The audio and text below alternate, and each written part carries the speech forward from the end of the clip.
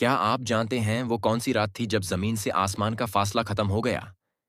کیا آپ تصور کر سکتے ہیں کہ ایک انسان صرف ایک رات میں مکہ سے بیت المقدس اور وہاں سے 7 آسمانوں تک پہنچ گیا؟ یہ کوئی کہانی نہیں، یہ شب معراج ہے۔ وہ رات جب اللہ کے محبوب صلی اللہ علیہ وسلم کو مسجد حرم سے مسجد اقصی تک لے جایا گیا۔ جب برق پر سوار ہو کر نبی صلی اللہ علیہ وسلم نے وہ سفر طے کیا جو آج بھی انسانی عقل حیران کر دیتا ہے، پھر وہاں سے آسمانوں کا سفر شروع ہوا۔ حضرت آدم، حضرت موسیٰ، حضرت عیسیٰ، حضرت ابراہیم علیہم السلام، اور پھر وہ مقام سدرۃ المنتہا جہاں تک فرشتے بھی نہیں جا سکتے۔ اس رات اللہ نے اپنے بندوں کے لیے نماز کا تحفہ دیا۔